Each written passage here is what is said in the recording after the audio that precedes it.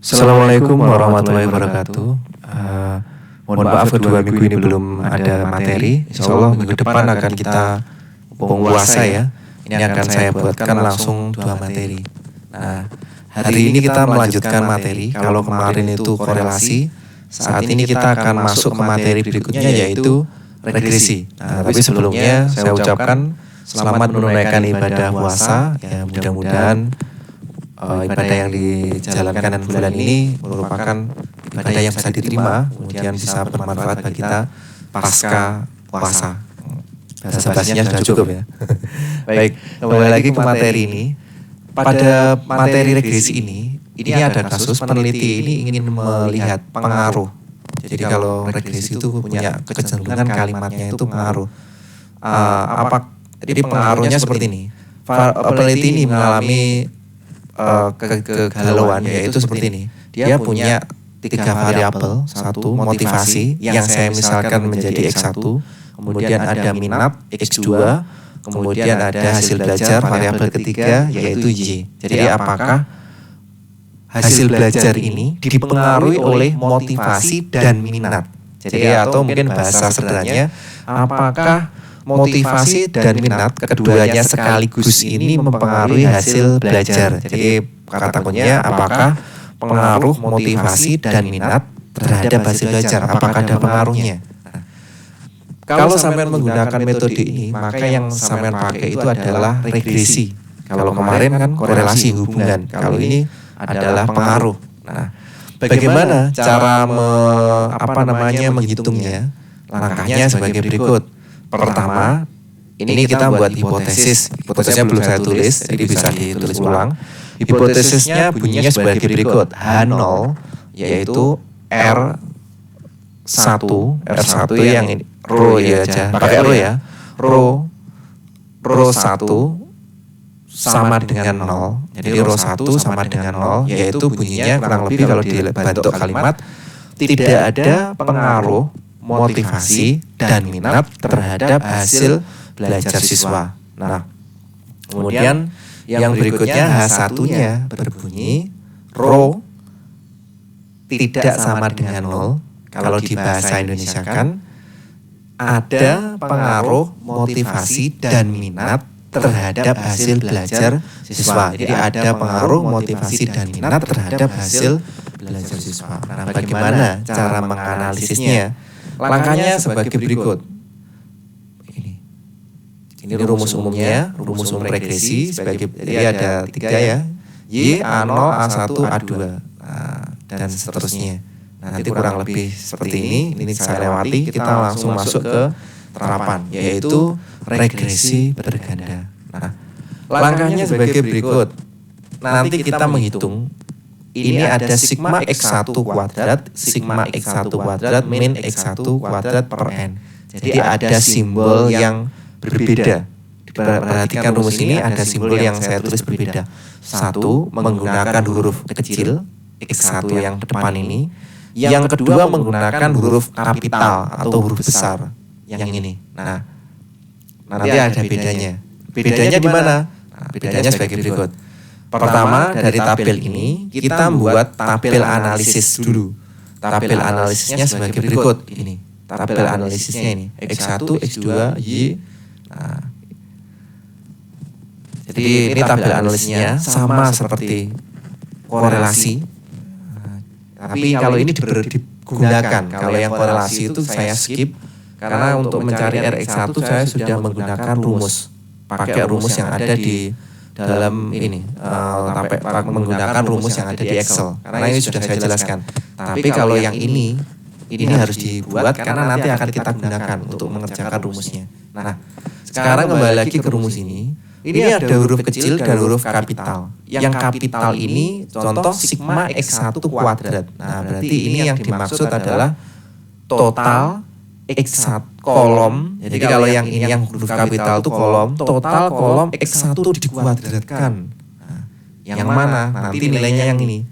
Total kolom X1 dikuadratkan 58414 yang saya maksud yang ini. Nah, terus jadi ini rumusnya kurang lebih seperti ini. Ini nanti akan saya upload. Ada ada 3 ya, 3 tambah 3, 6. Ada 9 rumus sebelum masuk ke kolom ANOVA. Nah, karena banyaknya rumus ini nanti akan beberapa saya skip, sampean baca sendiri. Tapi saya jelaskan mungkin 1 atau 2 atau 3 aja lah. Mungkin 3 materi saya kemudian nanti silakan dipelajari sendiri, insya Allah bisa. Nah, nanti akan lampirannya akan saya inputkan ke Google Classroom. Nanti bisa di-download, dipelajari sendiri kalau tidak bisa. Karena kalau saya jelaskan satu-satu ada 9 rumus, durasi waktu video terlalu lama. Nanti kasihan sampean yang memutarnya. Nanti memutarnya terlalu banyak, kuotanya juga habis. Nah, kembali lagi untuk menghemat waktu, kembali ke rumus lagi. Cara menghitungnya bagaimana? Sigma X1 kuadrat min X1 dikuadratkan dibagi N. Langkahnya sebagai berikut. Nih, saya sudah menghitungnya. Kurang lebih ini rumusnya ditulis terlebih dahulu. Kemudian kita peroleh nih sigma X1 kecil kuadrat. Itu caranya seperti ini. Sigma X1 kuadrat. Oh, berarti yang dimaksud ini adalah kolom X1 kuadrat totalnya berapa? Yang ini. Nah, kalau ini sigma X1 dikuadratkan, totalnya kolom X1 dikuadratkan. Totalnya kolom 1 kan 932, dikuadratkan N banyaknya data, ada 15. Yang sering salah itu, mahasiswa sering mengalami kesalahan dalam menghitung itu, dia tidak bisa membedakan sigma X1 kuadrat dengan sigma X1 dikuadratkan. Berarti sigma X1 kuadrat, dia mikirnya yang sigma ini dikuadratkan, salah. Atau sigma X1 dikuadrat, berarti yang ditulis yang ini, bukan. Kalau ini bacanya sigma X1 kuadrat, kolom X1 dikuadratkan, berapa nilainya? Berarti yang dimaksud yang ini. Nah, kalau yang ini, sigma X1 kolom X1 dikuadratkan, berarti totalnya kolom X1 dikuadratkan. Nah, mungkin untuk rumus ini, untuk rumus sigma X2 kecil dan sigma X3 kecil, ini tidak saya jelaskan rinci, silahkan dibaca sendiri. Kemudian sigma Y ini kecil, ini juga tidak saya jelaskan karena durasi waktunya biar cukup. Ini silahkan dibaca sendiri. Nah, kurang lebih seperti itu langkah-langkahnya. Kalau sudah mencari ini, kita mencari ini sigma X1Y. Langkahnya kurang lebih juga sama dengan langkah yang sebelumnya. Jadi ini ditulis sebagai berikut. Nah, ini langkahnya kurang lebih seperti ini. Jadi kita tulis rumusnya dulu, sigma X1Y. Sigma X1Y yang mana? Yang ini sigma X1Y. Ini saya kecilkan. Sigma X1Y itu yang ini, total kolom X1 kali Y, 6441. Sigma X1 titik itu kali ya, sigma X1 kali sigma Y. Berarti sigma X1 yang ini dikali dengan sigma Y yang 1031. Tanda ini itu artinya dikali. Nah, ini dikali ini. Dan dengan langkah perhitungan jadi ketemunya 35 1,53. Sigma X2 kecil Y ini juga dengan langkah yang sama, nanti silahkan dipelajari. Nah, setelah itu kita mencari nih B1 dan B2. Nah, B1 B2 itu digunakan untuk nanti ke depan setelah ini, yaitu untuk mencari tabel itu. Tabel ANOVA. Nah, ini perhatikan B1 itu yang ini. Sigma X2 kuadrat yang menjadi perhatian, yang perhatikan nih. Ini hurufnya kecil. Paham ya? Sigma X2 kuadrat ini hurufnya kecil. Bukan huruf kapital X-nya. X-nya itu hurufnya kecil, bukan huruf kapital. Jadi dalam mencari B ini yang sigma X2 kuadrat tidak lagi menggunakan yang ini. Tidak menggunakan sigma X2 kuadrat 5948, bukan. Jadi karena ini hurufnya kecil, sigma X2 kuadrat yang mana Pak? Yang sigma X2 kuadrat yang kecil. Yang ini yang dimaksud. Sigma X2 kuadrat huruf kecil. Jadi huruf kecil dan huruf kapital ini mohon untuk diperhatikan baik-baik penggunaan rumusnya. Jadi ini yang mana? Yang kecil, 821,73 itu yang ini. Nah, kemudian di sini ada lagi rumus yang berikutnya ini. Nah, jadi B1 semuanya itu menggunakan bilangan-bilangan yang barusan kita hitung. Nanti silahkan dicermati. Berikutnya juga ini B2, ini juga menggunakan yang sudah kita hitung sebelumnya rumusnya ini. Nanti diperhatikan kalau memang ada tidak jelas silahkan kirim komentar di kolom itu video. Silahkan nanti diberikan komentar mana yang tidak jelas. Nah, kemudian A. Nah, khusus yang A, perhatikan A. A ini menggunakan huruf kapital sigma Y per N. Sigma Y per N berarti sigma Y itu yang digunakan yang ini, yang ada di tabel analisis kolom. Sigma Y per N berarti kolom Y, totalnya kolom Y dibagi dengan N. Jadi kalau di perhitungan nih sigma Y per N. 1031 bukan di sigma Y yang ini, bukan di sigma Y yang ini, bukan. Karena itu Y-nya itu huruf kapital, berarti sigma Y yang sebelah sini. Nah, bisa dipahami tentang huruf kapital, terutama untuk B1 dan B2.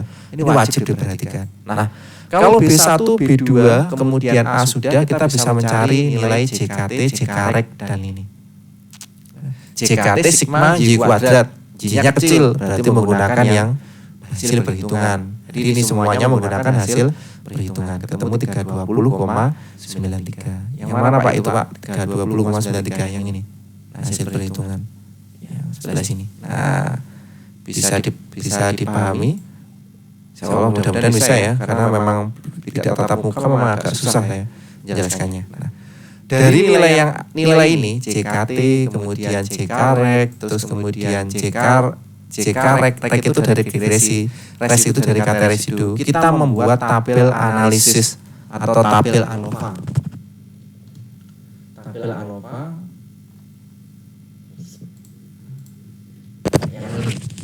tabel analisis regresi berganda atau tabel ANOVA regresi. Saya dulu pura-pura tidak tahu.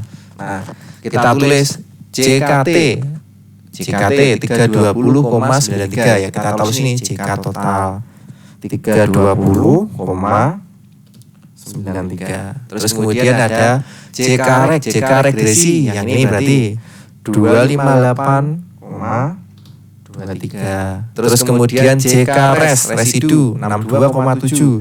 62,7. Oh, sudah selesai. Terus sekarang kita mencari DK regresi. DK regresi rumusnya seperti ini. Banyaknya variabel dikurangi 1. Variabelnya pada penelitian ini ada 3. Apa saja? Yaitu yang ini. Motivasi, minat, hasil belajar. Kalau begitu, berapa nilainya ini? Nah, berapa nilai DK regresi? Yaitu 3 dikurangi 1. Nilainya 2.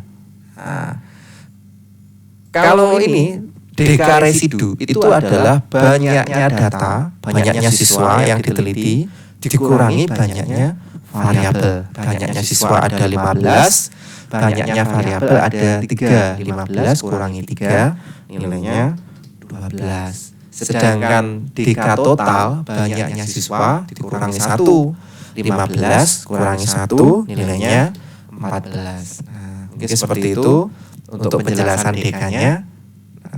Kemudian KT itu masih sama seperti yang sebelumnya. KT itu JK dibagi dengan DK. Coba kita hitung. Ini pakai kalkulator ya, biar real time, kelihatan sungguh-sungguh. Kalau pakai rumus ya mudah aja. Cuma biar kelihatan menghitungnya sungguh-sungguh, tinggal sedikit. Caranya sebagai berikut. 258,23 dibagi dengan 2, hasilnya ini 129,115. Saya bulatkan 2 digit angka aja lah. 129,115 dibulatkan kan menjadi 12. Nah, kalau yang ini berapa ini? Yang ini nilainya sebagai berikut.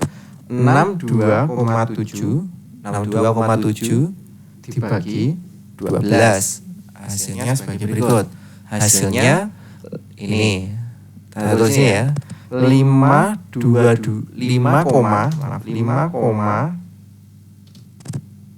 betul ya. 5,225 atau 5,23 ini aja.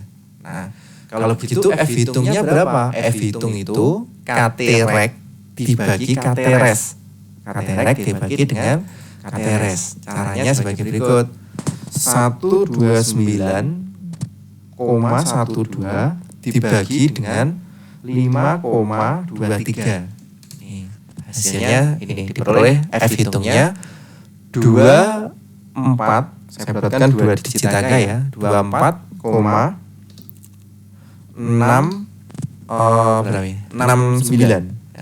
24,69. Sekarang kita akan mencari F tabel. F tabelnya cara mencarinya sebagai berikut. Cara mencarinya kurang lebih seperti ini. Jadi cara mencarinya itu kita melihat dari tabel F. Coba kita ngepek dulu, saya agak lupa ini. Ini, oh iya, kayak gini. Nah, F tabelnya itu kita membuat melihat tabel F. Tabel F saya lihat, saya download ini di Google, kata kuncinya R tabel, nanti ketemu tabel bentuknya seperti ini. Nah, ini banyak tabelnya itu N-2, banyaknya data dikurangi 2. Tabelnya seperti itu untuk regresi ya. Banyaknya data dikurangi dengan 2 ini. Oh, ralat. Bukan 2, kita N-3. N-3 kita. Kenapa N-3? Karena variabelnya ada 3. Kalau ini N-2 ya, karena variabelnya ada 2. Kita variabelnya N-3. Variabelnya N-3. Yang diperhatikan yang mana? Yang ini loh, uji 2 arah. Uji 2 arah ini. Bukan satu arah. Uji signifikan 2 arah. Pilih 0,05. Tadi N-nya banyaknya data yang tadi ada 15 kurangi 3 kan 12. Betul ya?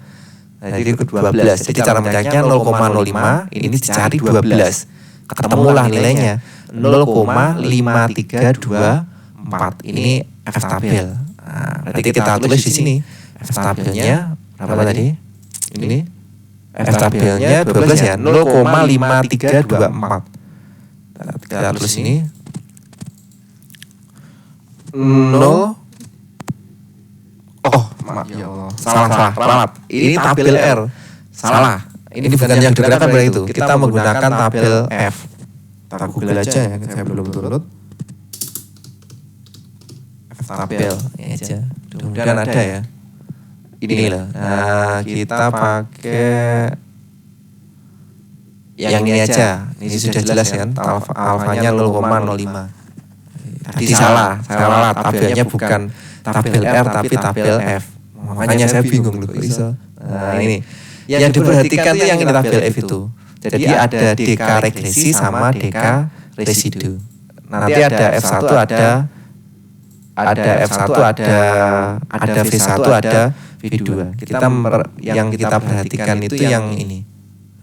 F-nya itu nanti kan bentuknya seperti ini ya. Ini kan ada F1 ada N1 ada N2. N1 itu kepunyaan regresi, DK regresi, yang ini punyanya DK residu. Berarti yang ke atas mendatar itu 2, ke bawah 12. Jadi kita luruskan ini. Ini 2, ke bawah 12. Berarti yang ini 3,89. Tepat ya? Jadi yang betul ini 3,89. Sekarang proses berikutnya yaitu menarik kesimpulan. Nah, H0 ditolak apabila F hitung lebih besar dari F tabel. Dari perhitungan kita diperoleh F hitung ternyata nilainya lebih besar dari F tabel. Kesimpulannya apa? H0 ditolak. Artinya H0 ditolak itu artinya sebagai berikut. Karena H0 ditolak berarti ada pengaruh motivasi dan minat terhadap hasil belajar siswa. Jadi kalau H0 tadi tidak ada pengaruh, H1 kan punya ada pengaruh. Karena H0 ditolak, maka yang diterima adalah H1. Sehingga bunyi kesimpulannya berarti ada pengaruh motivasi dan minat terhadap hasil belajar siswa. Yang artinya motivasi dan minat ini mempengaruhi loh hasil belajar. Jadi hasil belajar itu tidak hanya dipengaruhi motivasi, juga dipengaruhi oleh minat. Artinya kita dalam mengajar, kita ingin muridnya itu hasil belajarnya tinggi atau rendah, kita harus memperhatikan keduanya sekaligus. Jangan salah satu, karena keduanya itu mempengaruhi hasil belajar. Jadi mungkin seperti itu gambaran dari materi saya hari ini.